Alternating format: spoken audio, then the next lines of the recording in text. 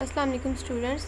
आज की इस वीडियो में हम प्लान स्वीप एल्गोरिदम को डिस्कस करेंगे। ये हमारे पास एक एल्गोरिदम है जो कि हमारी एक प्रॉब्लम को सॉल्व करेगा।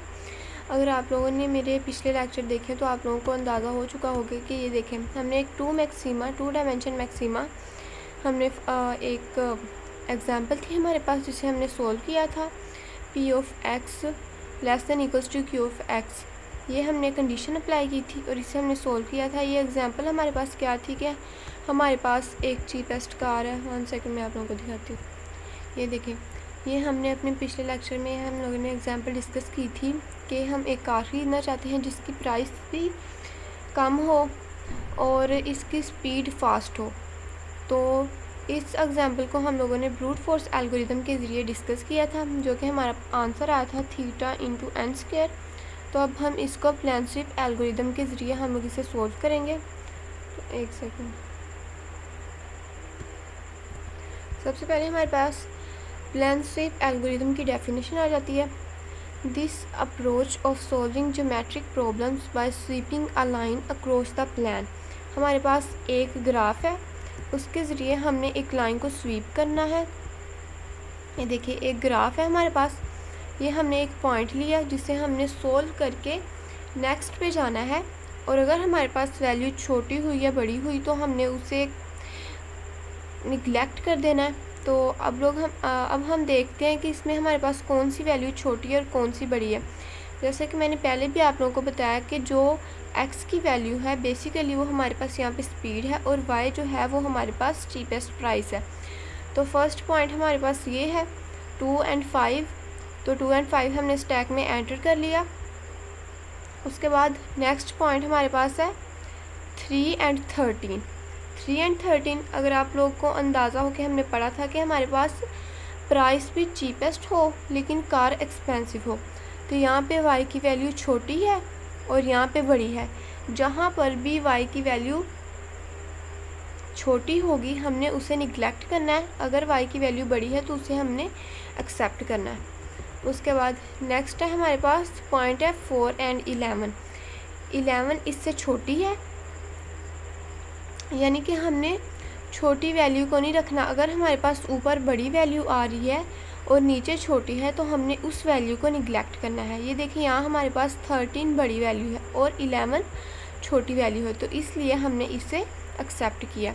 नेक्स्ट हमारे पास पॉइंट है, अगर आप लोग समझ लें तो कंसेप्ट यही है कि वैल्यू y की वैल्यू को हमने शॉर्टली लेना है और x की वैल्यू को हमने बड़ी वैल्यू हमने लेनी है। x की वैल्यू ग्रेटर होनी चाहिए क्योंकि x हमारी स्पीड को रिप्रेजेंट कर रहा है और हमें चाहिए कि हमारी स्पीड जो है वो फास्टेस्ट हो और कार भी ज़्यादा एक्सपेंसिव ना हो। तो बेसिकली हमने y की वैल्यू को छोटा करना है और x की वैल्यू को ग्रेटर करना है। उसके बाद ये हमारे पास पॉइंट है 7। ये 7 इससे 11 से छोटा है इसलिए इसे एक्सेप्ट किया और 4 से बड़ा है इसलिए इसे एक्सेप्ट किया। आप लोगों ने ये बात माइंड में रखनी है कि हमने x की वैल्यू को इंक्रीज़ करना है और y की वैल्यू को डिक्रीज़ करना है। इस ग्राफ में भी यही पॉइंट हमारे पास है 9 और 10। ये देखिए, 7 की वैल्यू छोटी थी ना 10 से, तो 7 की वैल्यू को हमने निगलेक्ट कर लिया क्योंकि हमारे पास ऊपर छोटी वैल्यू आनी चाहिए, नीचे छोटी वैल्यू नहीं आनी चाहिए। उसके बाद ये ग्राफ है, आप लोग देख लें, मैंने काफ़ी पॉइंट आप लोगों से डिस्कस कर लिए, लास्ट में पॉइंट आप लोगों से डिस्कस कर सकती हूँ। जैसे 15 और 7, ये देखें यहाँ से स्टार्ट हो रही है हमारा स्टैक 13, 12, 10, 7। ये देखें 13 बड़ा है, उससे छोटा और उससे छोटा, एंड इसका 7 पे हुआ। ये देखिए, हमने पॉइंट फाइंड कर लिया कि x की वैल्यू हमारे पास ग्रेटर है और y की वैल्यू हमारे पास स्मॉल है। हमें तो यही चाहिए थी ना कि x की वैल्यू एक्सपेंसिव, स्पीड ज़्यादा हो और उसकी प्राइस चीपेस्ट हो। तो हमारे पास यहाँ पे एक एल्गोरिदम है प्लान स्वीप मैक्सिमा। ये हमारे वेरिएबल का नाम है n, जो हमारे पास पॉइंट है और पॉइंट जो है वो 1 से लेकर n तक जा रहे हैं। ये देखें, यहाँ से स्टार्ट हो रहे हैं और यहाँ से 1 से लेकर n तक जा रहे हैं। हमारे पास फर्स्ट स्टेप क्या है, sort p in increasing order by x। जैसे कि मैंने आप लोगों को बताया कि हमने x को इंक्रीजिंग ऑर्डर में सॉर्ट करना है और y को डिक्रीजिंग ऑर्डर में सॉर्ट करना है। ये देखिए मैंने यहाँ पे लिख दिया है कि y को हमने डिक्रीजिंग ऑर्डर में सॉर्ट करना है और x को हमने इंक्रीजिंग ऑर्डर में सॉर्ट करना है। स्टैक क्या है हमारे पास? स्टैक ये है जो हमने एक बनाई है स्टैक। ये एक स्टैक है, ये कोई टेबल नहीं है कॉलम वाला, ये रो वाला, ये एक स्टैक है। बेसिकली इसका स्टैक का पॉइंट ऑफ व्यू ये है कि ये लीफों पे डिपेंडेंट होता है, यानी कि लास्ट इन फर्स्ट आउट।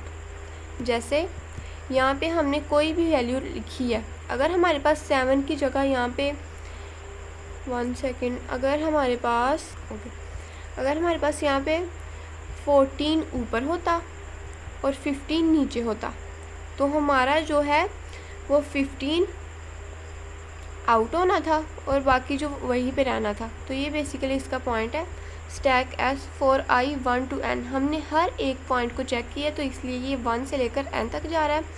उसके बाद एक वाइल लूप लगेगी S dot not empty. Stack वो हमने एम्प्टी नहीं करना, ये देखें स्टैक ये एस से डिनोट हो रहा है, इससे हमने एम्प्टी नहीं करना क्योंकि हमने एक अपने स्पेसिफिक पॉइंट बेस्ट पॉइंट जो है हमारा वो हमने फाइंड आउट करना है।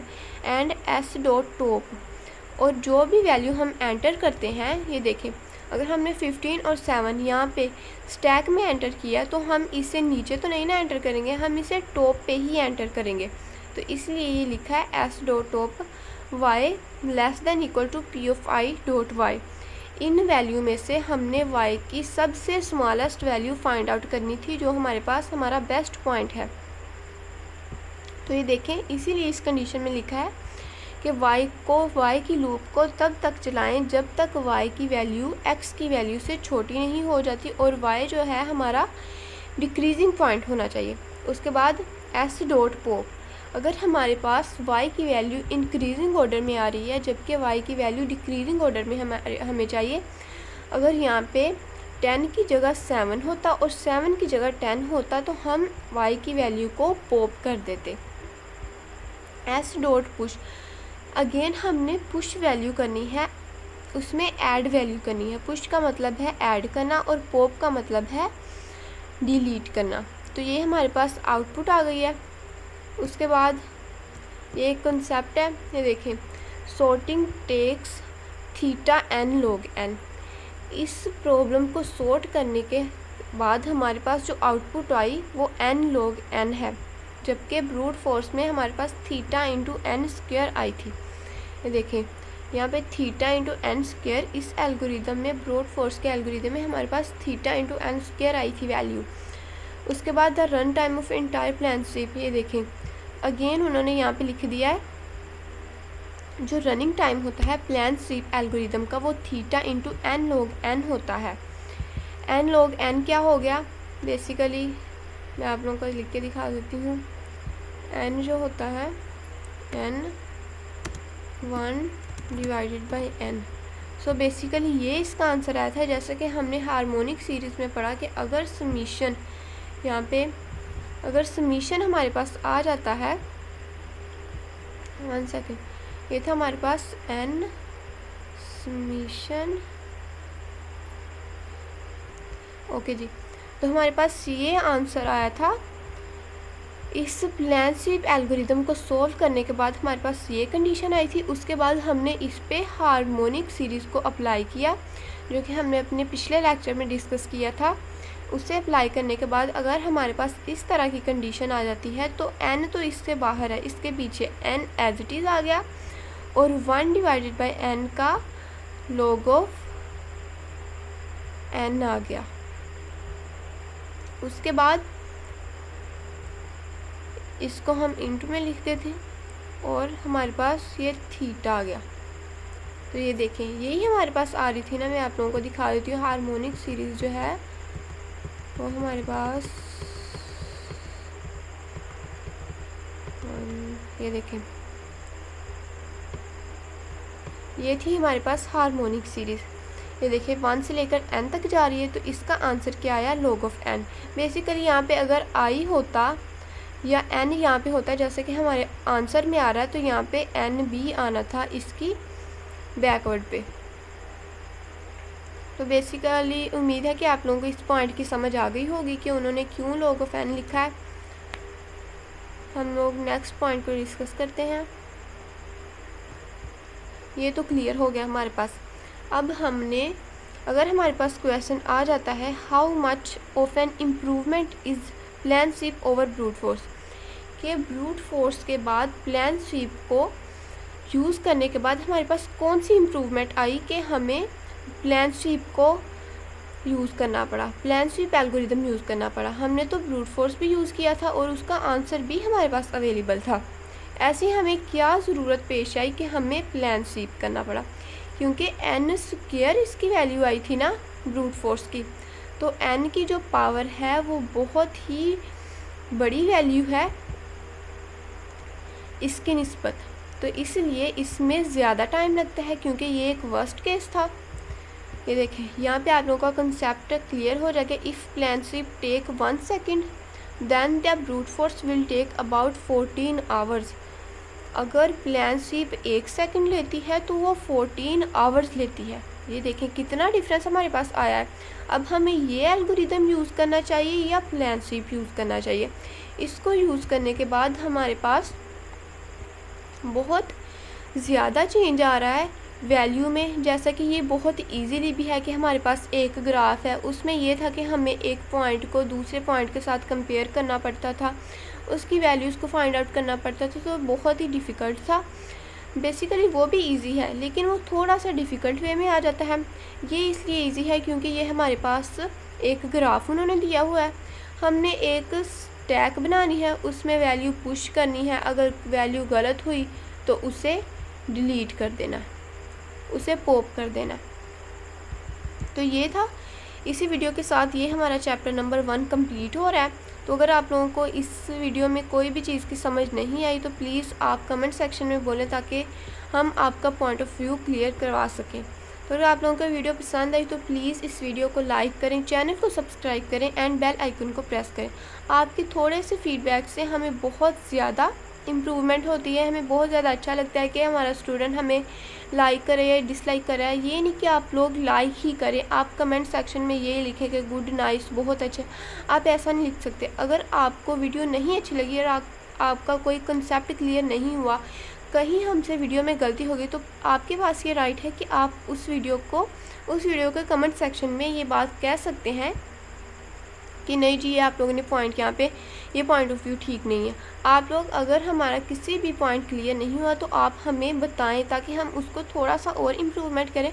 तो अगर आप लोगों को वीडियो पसंद आई तो प्लीज़ लाइक भी कर दिया करें, ना पसंद आई तो डिसलाइक भी कर दिया करें। बात ये है कि आप बस फीडबैक दे दिया करें, ताकि हमें पता चले कि हम जो इन्फॉर्मेटिव वीडियो बना रहे हैं क्या वो स्टूडेंट के लिए इन्फॉर्मेटिव भी है, उन्हें अच्छी लग रही है, उन्हें कोई भी बात अंडरस्टैंड हो रही है या नहीं। तो अगर आप लोगों को कोई भी प्रॉब्लम है या कोई भी इसमें पॉइंट क्लियर नहीं हुआ तो प्लीज़ आप कमेंट सेक्शन में लाजमी लिख दिया करें। Thank you.